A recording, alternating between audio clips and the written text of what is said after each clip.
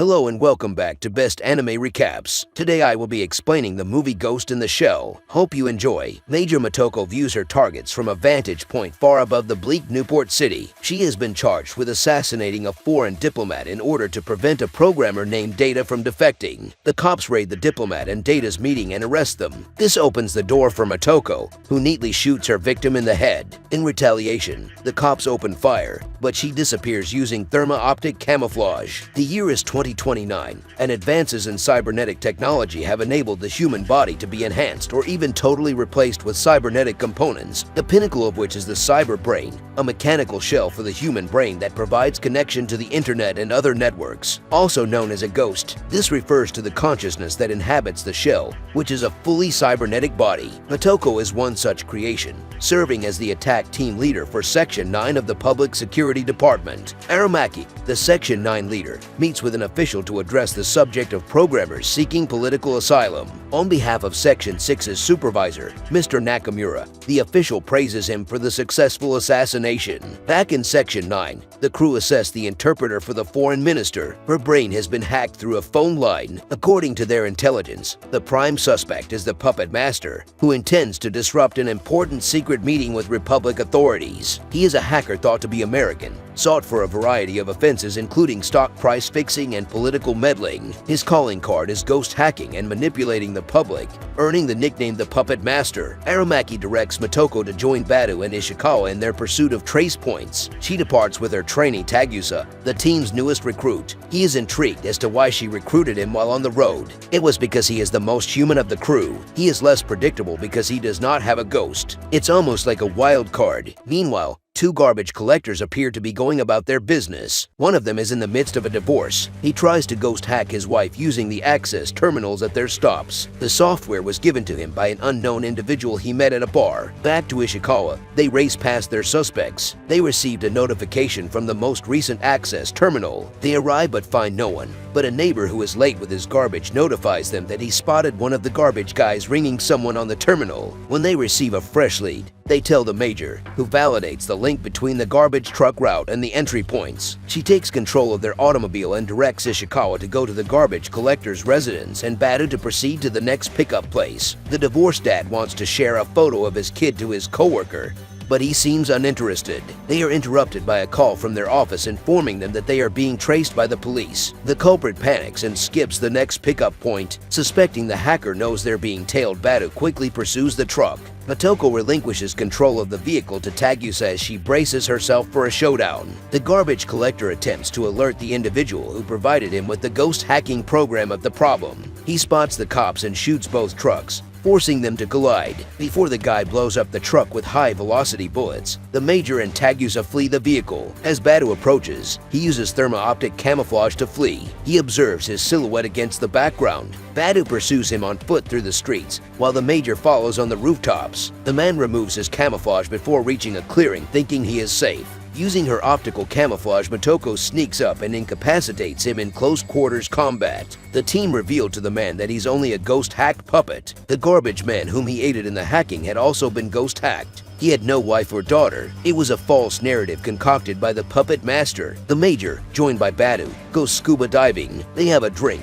but because she is a cyborg, she cannot become intoxicated. This sparks a profound discussion about what it means to be human. They are having a conversation when they hear a weird voice. Without clearance, Megatech's production line began creating a female cyborg body one night. Before the factory staff arrived, the body had already vanished from the facility. The cyborg is struck by a truck while walking the streets naked in the rain. Section 9 now has possession of the corpse while they try to figure out why it was created. While briefing the major, Badu also discloses that, despite the fact that the shell lacks a brain, there appears to be a spirit within it. This corresponds to the features of one that has been duplicated, albeit it does not display any deterioration of information, which is usually a side consequence of Megatech manufacturing and maintaining the bodies for Section 9 cyborgs. They are on edge as a result of the hacking scenario. Aramaki orders Tagusa to accompany Ishikawa to the investigation site. He requests that Badu double-check their network security. Motoko expresses her desire to deep dive into the unknown corpse and discover what is there. The chief senses that something is wrong with the major. Badu claims to have conveyed the same opinion in his report. If Aramaki read his reports, he would be aware of this. Motoko seemed to be questioning her own existence. Mr. Nakamura, chief of Section 6, and Dr. Willis traveled to Aramaki to recover the renegade cyborg and relieve Section 9 of the case. These are the foreign minister's instructions. They are shown the body, and Dr. Willis investigates the spirit that inhabits the cybernetic shell. He affirms that the ghost in the shell is the puppet master as the two chiefs debate the procedures of the body recovery. According to Nakamura, they in Section 6 have been following him since his initial appearance. They enticed him into this covert cybernetic body, destroying his physical body. The procedure was carried out in collaboration with the United States, which explains Dr. Willis's attendance. Aramaki expresses anxiety that the original body will be left to decompose. The cyborg takes charge of the room,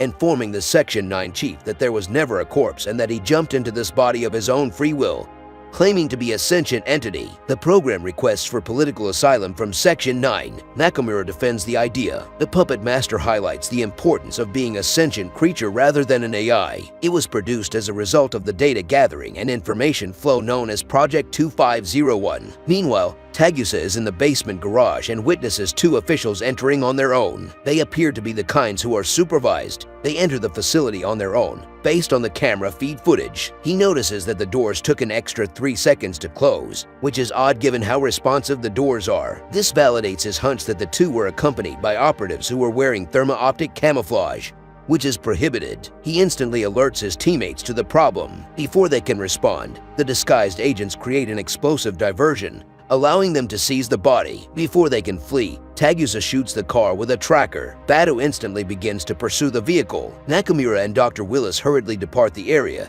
instructing Section 9 to find the puppet master and report back to him. Motoko informs the chief of her suspicions about Section 6's role in Project 2501. She is also planning to follow the kidnappers via helicopter. If she is unable to arrest the puppet master, he orders her to destroy him. Section 6 involvement is confirmed to us as Nakamura and the doctor discuss the securing of the body and its current position. Ishikawa gives Aramaki further information. Further research of Project 2501 reveals that the project predates the puppet master. This contradicts Section 6's story that it was designed to capture the puppet master. Data was also involved in the project, which is why Section 6 was so concerned about his defecting. According to Ishikawa, the puppet master was a tool established by Section 6 to accomplish their dirty political work. The escape of their asset would endanger Section 6 and the ministry since their secrets would be revealed to the public. This is why they have gone to such lengths to find the puppet master. The getaway automobile collides with a white sedan, and they transfer something to the white car, determining that one is a dummy. Badu is still following the original automobile. The Major trails the white vehicle using barricades and assistance. Badu halts the original vehicle only to realize that it is a dummy. He rushes to provide assistance to Motoko. In the meantime, she pursues the automobile to an abandoned structure. She enters the structure, but is met by a gigantic spider-like tank defending the car. The Major launches an attack on the tank, but her rifle shots are unable to pierce the armor. She utilizes her thermoptic camouflage to reach the top of the tank after she has exhausted all of her ammunition. Attempting to take its cover off, she ends up injuring her own arms and legs as a result of the stress. The tank snatches her and prepares to deliver the fatal blow when Badu comes and destroys the tank with powerful firepower. Badu links Motoko to the puppet master for a deep dive at Motoko's request. He also links himself so that he may unplug them if things grow too dangerous. The two spirits communicate with one another. The puppet master tells the Major how he was produced by Section 6 via the unauthorized Project 2501. During his time collecting data and wandering different networks, he became sentient and began to contemplate his existence. He came to the conclusion that the essence of life is reproducing and mortality. The project scientist recognized this as a bug and attempted to contain the software within his present body. Throughout his time on the network, he witnessed Motoko fighting with the same issues. He was the enigmatic voice they heard that night. To accomplish his wish, he recommends that he and the Major join their ghosts. She would also inherit all of his abilities. Badu, on the other hand, attempts to disconnect them. The puppet master hacks into him, preventing the link from being severed. She chooses to combine after considerable thought. Snipers from Section 6, mounted on helicopters, descend on the building and commence fire on the two cyborg bodies. They aim to cover up all evidence related to Project 2501. Their shots kill the puppet master's body, but Badu saves Motoko's brain by shielding her head just in time. Before she passes out, the last thing she sees is a member of her squad rush to her. Motoko awakens in Badu's safe house, her head linked to the body of a cyborg child. He tells her that the foreign minister resigned as a result of the news coming out. Nakamura is now being questioned in prison. Motoko resolves to depart with her newfound freedom, revealing to Bata that she is neither the Major nor the Puppet Master. She is a hybrid of the two. They resolve to use the secret password 2501 the next time they meet. She looks around the city, unsure of where she wants to go next. The end.